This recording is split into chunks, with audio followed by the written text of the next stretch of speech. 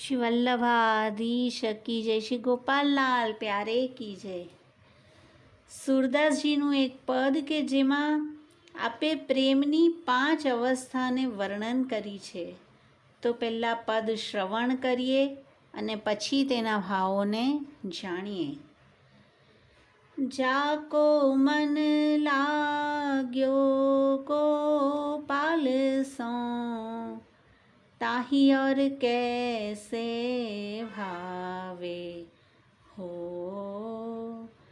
लेकर मीन दूध में राखो, जल बिन सचु नहीं पावे हो, जो गूंगो गुर खाय रहत मुख, स्वाद न काहू बतावे हो, ज्यों सूरारण घायल घूमत, पीरन काहू जनावे हो, जैसे सरिता मिली सिंधु में, उलट प्रवाहन आवे हो, तैसे सूर कमल मुख निरखत, चित इत उतना डुलावे हो, जाको मन लाग्यो गोपाल सो, ताही और कैसे भावे हो। अलग अलग कड़ीमां प्रेमनी अलग अलग दशाનું વર્ણન છે। પહેલું કહે છે કે જેનું મન ગોપાલથી લાગી ગયું તેને બીજું કંઈ જ ન રૂચે, તાહી और कैसे भावे हो। અને પ્રસંગ જોઈએ। એક ક્ષત્રાણી મહાવનના ભદ્રાજી શ્રી સ્વામીજીના અંતરંગીની સખી જ્યારે શ્રી વલ્લભે નામ નિવેદન કરાવ્યું, ક્ષત્રાણી પૂછ્યું, महाराज अब मुको कहा आज्ञा है? અને શ્રી આચાર્યજી કહે, भगवत सेवा करो। ક્ષત્રાણીએ કહ્યું, महाराज लीला में सदा आपकी सेवा करी है, आपके चरणारविंद मिलना बहुत दुर्लभ है, मोको साधन में मती डारो।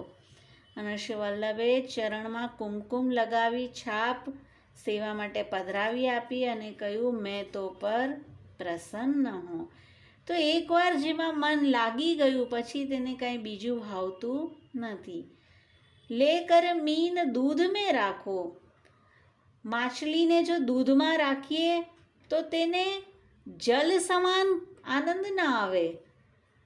અને બે પટેલ ભાઈઓમાંનો નાનો ભાઈ કે જે ગાયની સેવા કરતો મુગ્ધા, શ્રી ગુસાઈજીએ જ્યારે નાના ભાઈને સિંહ પોરની રખવારી કરવાની આજ્ઞા આપી ત્યારે મુગ્ધાએ કહ્યું, કૃપાનાથ મને તો ગાયની સેવામાં વિશેષ આનંદ આવતો હતો, પરંતુ આપ જેમ કહો તેમ કરીશ।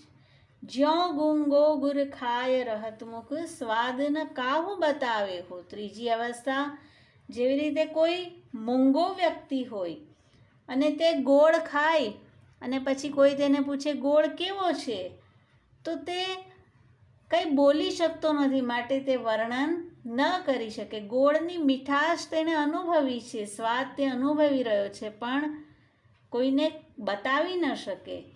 પદ્મનાભદાસજીના ગૂઢ પદમાં એક તૂક છે, પદ્મનાભ દેખે બની આવે, સુધી રહી રાસ રસાલ ભ્રુભંગે, શ્રીમદ વલ્લભ રૂપ સુરંગે। રાસ એ કોઈ વર્ણનની વસ્તુ નથી, મેં તો તેનો અનુભવ કર્યો છે। કેવલ એક સુધી રહી છે કે રાસ સમયે શ્રી સ્વામીજીએ બ્રોહ ઊંચી કરી હતી। જ્યો સુરારણ ઘાયલ ઘૂમત, પીરન કાહુ જનાવે હો। રણમાં સુરવીરનું માથું પણ કપાઈ જાય તો ધડ લડાઈમાં જૂਝતું રહે છે। તેવી રીતે જ વ્રજ ભક્તોને ભગવદ માર્ગમાં અનેક કષ્ટ આવ્યા, અનેક વિઘ્નો પાર કરી પ્રભુ સુધી પહોંચ્યા।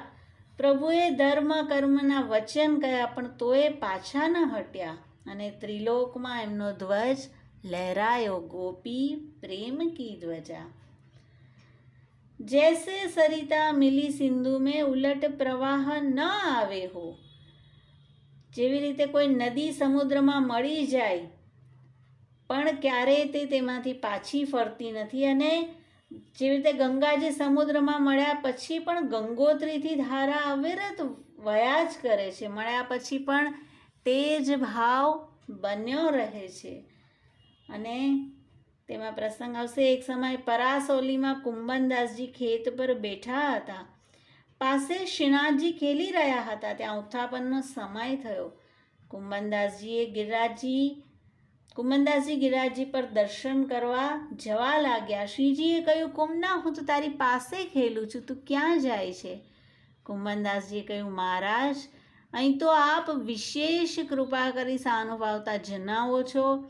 આપ ભાજી જાઓ તો હું કંઈ ન કરી શકું, પણ મંદિરમાં તો આપને શ્રી આચાર્યજીએ પધરાવ્યા છે, ત્યાંથી આપ ક્યાંય ન જઈ શકો, અને મારી દર્શન આસક્તિ છે, તેથી આપ કૃપા કરી મને ઘરે દર્શન આપો છો.